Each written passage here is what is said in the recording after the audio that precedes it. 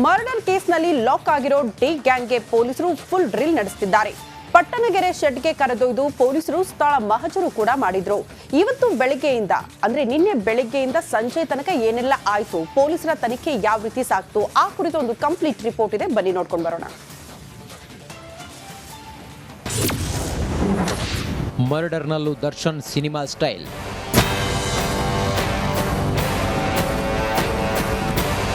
ಸಿನಿಮಾದಲ್ಲಿ ಅದೇನು ಸ್ಟೈಲ್, ಅದೇನು ಬಿಲ್ಡಪ್, ನಿಜ ಜೀವನಕ್ಕೂ ಈ ಗ್ಯಾಂಗ್ ಅದನ್ನೇ ಸ್ಫೂರ್ತಿಯಾಗಿ ತೆಗೆದುಕೊಂಡಂತೆ ಕಾಣುತ್ತೆ. ರೇಣುಕಾಸ್ವಾಮಿ ಮರ್ಡರ್ ಕೇಸ್ನಲ್ಲಿ ಅದು ಕ್ಲಿಯರ್ ಆಗಿ ಗೋಚರಿಸುತ್ತಿದೆ. ಸಿನಿಮಾ ಸ್ಟೈಲ್ನಲ್ಲೇ ಮರ್ಡರ್ ಮಾಡಿರೋ ಗ್ಯಾಂಗ್ಗೆ ಪೊಲೀಸರು ಸರಿಯಾಗಿ ಚಳಿ ಬಿಡಿಸುತ್ತಿದ್ದಾರೆ. ಪೊಲೀಸ್ ಆಯುಕ್ತ ದಯಾನಂದ್ ಅನ್ನಪೂರ್ಣೇಶ್ವರಿ ಠಾಣೆಗೆ ಎಂಟ್ರಿ ಕೊಟ್ಟರು. 10 ನಿಮಿಷ ಡಿ ಗ್ಯಾಂಗ್ ವಿಚಾರಣೆ ನಡೆಸಿದ್ರು. ಇನ್ನೊಂದೆಡೆ ರೇಣುಕಾಸ್ವಾಮಿ ಕೊಲೆಗೆ ಬಳಸಿದ್ದ 2 ಕಾರು, ಜೀಪ್ ಸೀಸ್ ಮಾಡಲಾಯಿತು. ಆ ಕೆಂಪು ಬಣ್ಣದ ಜೀಪ್ನಲ್ಲಿ ಮದ್ಯದ ಬಾಟಲ್ ಪತ್ತೆಯಾಯಿತು.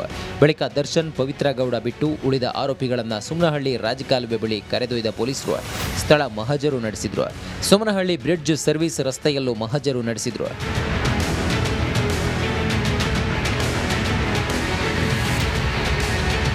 ನಂತರ ಪಟ್ಟಣಗೆರೆ ಶೆಡ್ಗೆ ಆರೋಪಿ ದರ್ಶನ್, ಪವಿತ್ರ ಗೌಡಳನ್ನ ಕರೆದೊಯ್ದ ಪೊಲೀಸರು ಸ್ಥಳ ಮಹಜರು ಮಾಡಿದ್ರು.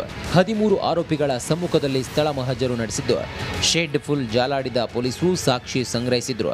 ಪಟ್ಟಣಗೆರೆ ಶೆಡ್ನಲ್ಲಿ ಎಸಿಪಿ ಚಂದನ್ ನೇತೃತ್ವದಲ್ಲಿ ಪಂಚನಾಮೆ ನಡೆಸಲಾಯಿತು.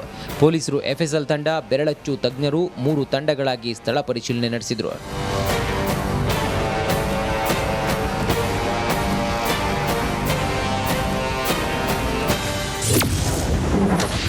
ಸ್ಥಳ ಮಹಜರು ವೇಳೆ ಸಿಕ್ಕಿದೇನು? ಶೆಡ್ನೊಳಗಿರೋ ಮನೆಗೆ ದರ್ಶನ್ನ ಕರೆದೊಯ್ದ ಪೊಲೀಸರು 2 ಗಂಟೆಗಳ ಕಾಲ ಸ್ಥಳ ಮಹಜರು ನಡೆಸಿದ್ರು. ಈ ವೇಳೆ ಫೋಟೋ, ವಿಡಿಯೋ ರೆಕಾರ್ಡ್ ಮಾಡಿದ್ದು ಆರೋಪಿಗಳ ಸಮ್ಮುಖ. ನಡಿ, ಈಗ ಶುರು ಮಾಡೋಣ. ಕೇಸರಿಯಿಂದ ಮನೋಲ್ಲಾಸ ಮನಸ್ಸು ಮತ್ತೇರಿ ಕುಣಿದಾಡಿದೆ ನೋಡು, ಮನಸ್ಸು ಮತ್ತೇರಿ ಕುಣಿದಾಡಿದೆ ನೋಡು. ಕ್ಷಣ ಕ್ಷಣವೂ ಆಚರಿಸಿ ಕೇಸರಿ ಹಬ್ಬ.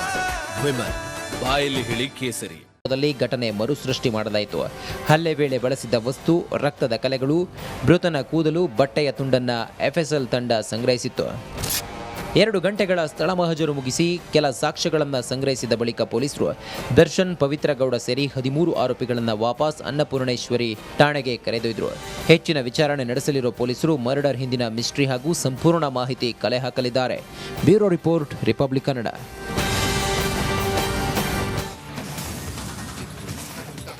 ರೇಣುಕಾಸ್ವಾಮಿ ಹತ್ಯೆ ಕೇಸ್ನಲ್ಲಿ ನಟ ದರ್ಶನ್ ಅರೆಸ್ಟ್ ಆದ ಕೂಡಲೇ ಒಂದೊಂದೇ ಸ್ಫೋಟಕ ಸಂಗತಿಗಳು ಹೊರ ಬರ್ತಾನೆ ಇದೆ. ಶವ ಸಾಗಿಸೋದಕ್ಕೆ ದರ್ಶನ್ ಲಕ್ಷಗಟ್ಟಲೆ ಹಣ ಕೊಟ್ಟಿದ್ರಂತೆ. ಈ ಕುರಿತ ಒಂದು ರಿಪೋರ್ಟ್ ಇದೆ, ಬನ್ನಿ ನೋಡ್ಕೊಂಡು ಬರೋಣ.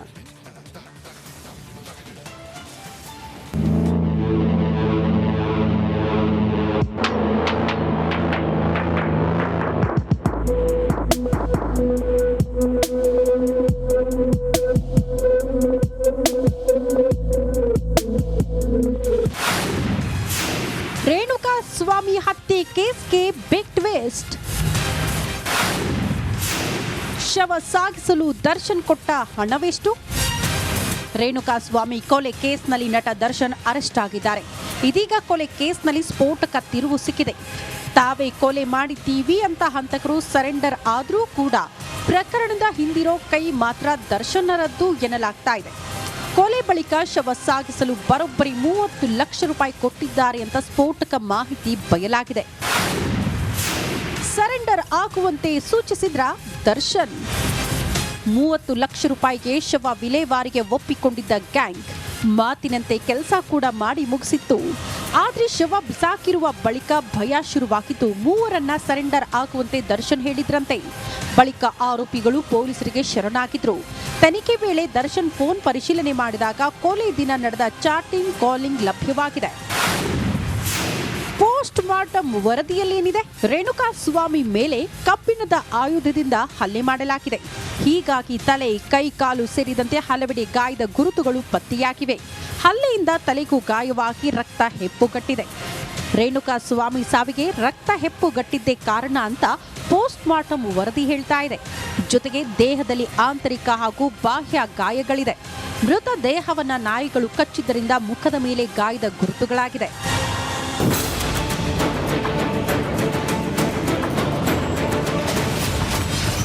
ಹತ್ಯೆಗೂ ಮುನ್ನ ನಡೆದಿದ್ದೇನು ಗೊತ್ತಾ? ಶನಿವಾರ ಬೆಳಗ್ಗೆ 11 ಗಂಟೆಗೆ ರೇಣುಕಾ ಸ್ವಾಮಿಯನ್ನ ಕಿಡ್ನಾಪ್ ಮಾಡಲಾಗಿದೆ. ಮಧ್ಯಾಹ್ನ 2 ಗಂಟೆಗೆ RR ನಗರದ ಪಟ್ಟಣಗೆರೆಗೆ ಕರೆ ತಂದಿದ್ದು 3 ಗಂಟೆಗೆ ಶೆಡ್ಗೆ ಕರೆ ತಂದಿದ್ದಾರೆ. ರಾತ್ರಿ 12 ಗಂಟೆಗೆ 4-5 ತಾಸು ಹಿಗ್ಗಾಮುಗ್ಗ ಥಳಿಸಿ ಕೊಲೆ ಮಾಡಿದ್ದಾರೆ.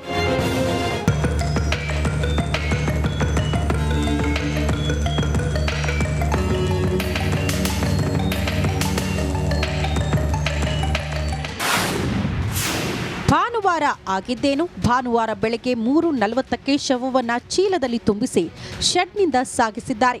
ಬೆಳಗ್ಗೆ 4 ಗಂಟೆಗೆ ಸುಮನಹಳ್ಳಿ ರಾಜಕಾಲುವೆ ಬಳಿ ಬಂದು ಎಸ್ತಿದ್ದಾರೆ. ಬೆಳಗ್ಗೆ 8 ಗಂಟೆ ಸುಮಾರಿಗೆ ಪೊಲೀಸರಿಗೆ ಅಪರಿಚಿತ ಶವದ ಮಾಹಿತಿ ತಲುಪಿದ್ದು ಸಂಜೆ 4 ಗಂಟೆಗೆ ಸಿಸಿಟಿವಿ ಪರಿಶೀಲನೆ ಮಾಡಿದ್ದಾರೆ.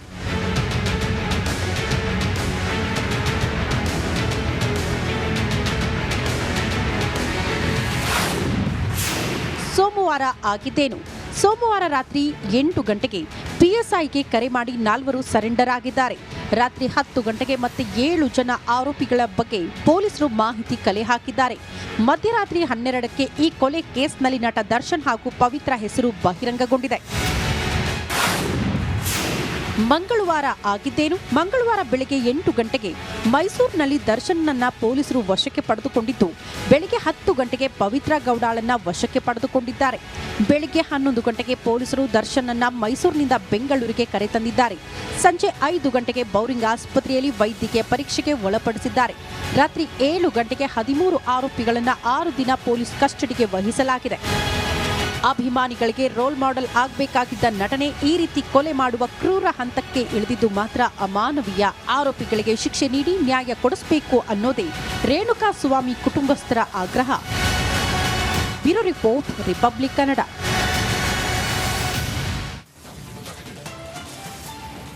ರೇಣುಕಾ ಸ್ವಾಮಿ ಕೊಲೆಗೈದು ಬಂಧನವಾಗಿರೋ ದರ್ಶನ್ ಗ್ಯಾಂಗ್ಗೆ ಪೊಲೀಸರು ತೀವ್ರ ವಿಚಾರಣೆಗೆ ಒಳಪಡಿಸಿದ್ದಾರೆ. ಇತ್ತ ನಟನ ವಿರುದ್ಧ ಸಹಚರರ ಫ್ಯಾಮಿಲಿ ಆಕ್ರೋಶ ವ್ಯಕ್ತಪಡಿಸ್ತಾ ಇದೆ. ಏನ್ ಹೇಳಿದ್ದಾರೆ ಬನ್ನಿ ತೋರಿಸ್ತೀವಿ. ದರ್ಶನ್ ವಿರುದ್ಧ ಸಹಚರರ ಕುಟುಂಬ ಆಕ್ರೋಶ. ನನ್ನ ಮಗ ಅಮಾಯಕ ಎಂದು ತಾಯಿಯ ಕಣ್ಣೀರು. ಪವಿತ್ರ ಗೌಡ ವಿಚಾರವಾಗಿ ರೇಣುಕಾ ಸ್ವಾಮಿಯನ್ನ ಕಿಡ್ನಾಪ್ ಮಾಡಿದ್ದಲ್ಲದೆ ಹಲ್ಲೆ ಮಾಡಿ ಕೊನೆಗೆ ಮರ್ಡರ್ ಮಾಡಿದ್ದಾರೆ. ಪ್ರಕರಣ ಸಂಬಂಧ ಆರೋಪಿಗಳಿಗೆ ಈಗ ಪೊಲೀಸರು ಫುಲ್ ಬೆಂಡೆತ್ತುತ್ತಿದ್ದಾರೆ. ಈ ಮಧ್ಯೆ ದರ್ಶನ್ ವಿರುದ್ಧ ರೇಣುಕಾ ಸ್ವಾಮಿ ಪೋಷಕರು ಹಾಗೂ ನಟನ ಸಹಚರರ ಕುಟುಂಬಸ್ಥರು ಆಕ್ರೋಶ ಹೊರಹಾಕಿದ್ದಾರೆ.